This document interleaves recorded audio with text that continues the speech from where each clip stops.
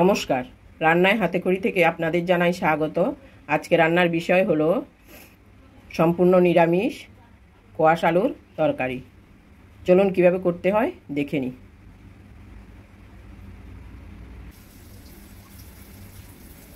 নিরামিষ কোয়াশের তরকারি রান্না করতে গেলে লাগবে কোয়াশ। দেখুন, আমি এখানে 500 গ্রাম কোয়াশ নিয়েছি। এগুলো বিশেষ করে পাহাড়ি অঞ্চলে হয়, কিন্তু আজকাল প্রায় বাজারেই এগুলো দেখা যায়। আগে খুব একটা দেখা যেত না, এখন প্রায় জায়গায় এগুলো দেখা যায়। আমি আজকে এই কোয়াশটাই একটা নিরামিষ রেসিপি করে আপনাদের সঙ্গে শেয়ার করছি। এখন সুন্দরভাবে ধুয়ে খোসা ছাড়িয়ে আবার ফিরে আসছি। কোয়াশটাকে সুন্দর করে ধুয়ে কেটে আবার সুন্দরভাবে ধুয়ে নিয়েছি। আমি এরকম ডুমো ডুমো করে কেটেছি এবং সঙ্গে আলু দেব, সেই জন্য দুটো ছোট সাইজের আলুকে এরকম ছোট ছোট করে ডুমো ডুমো করে কেটে নিয়েছি। এবার এগুলো নুন হলুদ দিয়ে ভেজে নেব। কড়াই বসিয়েছি, কড়াইতে সর্ষের তেল দিয়েছি। এবার আস্তে করে কোয়াশগুলো ভেজে নেব।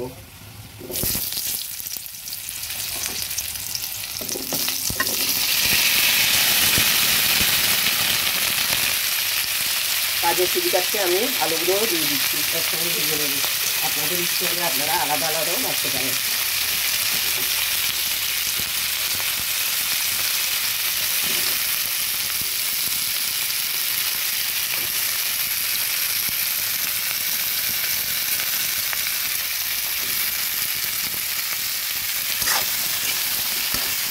দিয়ে ভেজে নিচ্ছি।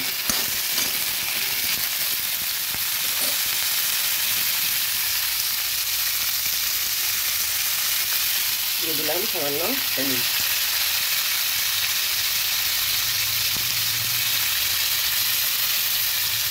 এখানে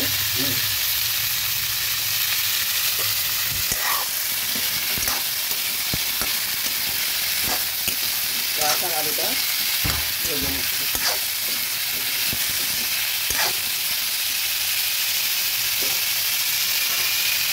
হালকা আঁচ করে ভেজে দিচ্ছি।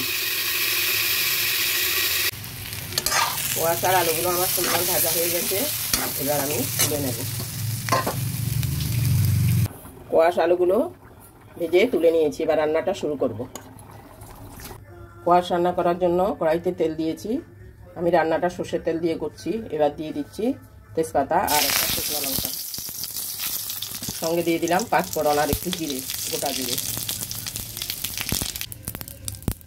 দিয়ে দেব আদা পেস্ট,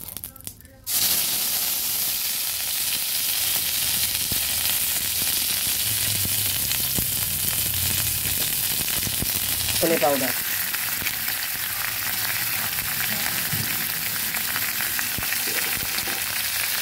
জিরে পাউডার। আপনারা আপনাদের পরিমাণ বুঝে মশলা দেবেন। দিয়ে দিচ্ছি সামান্য একটু জল। শুকনো গুঁড়ো মশলা তো, সেই জন্য জল না দিলে ভুলে যাবে।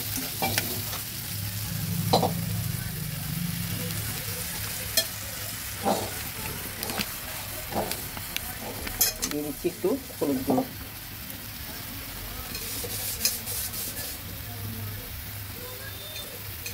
স্বাদ মতো নুন। ভালোভাবে নেড়ে দিচ্ছি।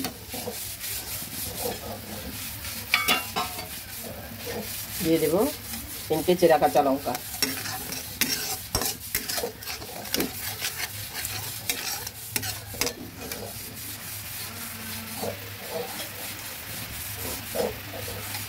এসব তরকারিতে গুঁড়ো মশলার গুঁড়ো লঙ্কা না দিলেই ভালো, তবু একটু আমি রঙের জন্য হালকা একটু দিচ্ছি। কাঁচা লঙ্কা দিয়েই রান্না করব।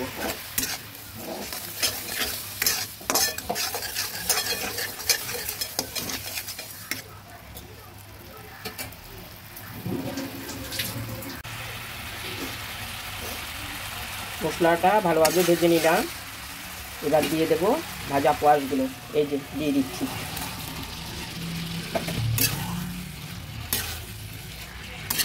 খুব কম উপকরণে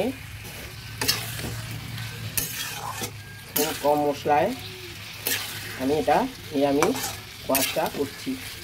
আপনারাও একদিন করে দেখবেন, এটা খুব স্বাস্থ্যকর। এই কোয়াশ সাধারণত পাহাড়ি অঞ্চলে হয়, হলেও এখন শহরাঞ্চলেও প্রায় দোকানে পাওয়া যায়।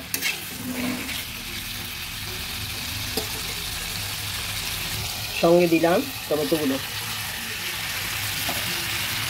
আপনাদের ইচ্ছে হলে আপনারা মশলা সাঁতলানোর সময়ও টমেটোগুলো দিতে পারবেন।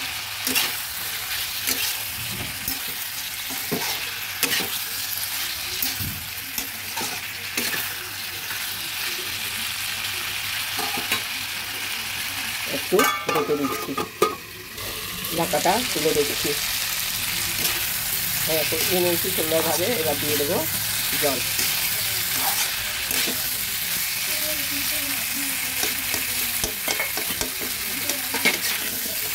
আপনারা ইচ্ছে হলে টমেটোটা মশলার সঙ্গেই দেওয়ার চেষ্টা করবেন। আমার স্কিপ হয়ে গিয়েছিল, তাই একটু পরে দিয়েছি। এবার দিয়ে দিচ্ছি জল।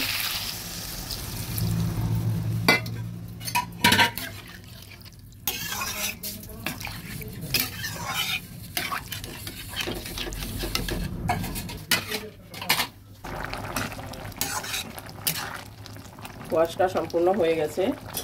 এবার আমি দিয়ে দিচ্ছি গরম মশলা আর সামান্য একটু ঘি। আমার নিরামিষ কোয়াশের তরকারিটা হয়ে গেছে। আমি এখন ঢেলে পরিবেশন করে দেখাবো। ঘি গরম মশলা দিয়ে দিলাম, এবার নামিয়ে নিচ্ছি।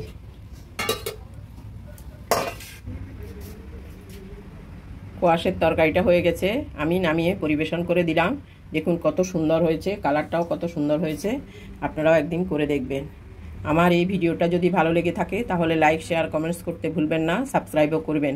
আজকের জন্য এখানেই শেষ করছি। সামনে দেখা হবে নতুন কোনো রেসিপি নিয়ে। ধন্যবাদ।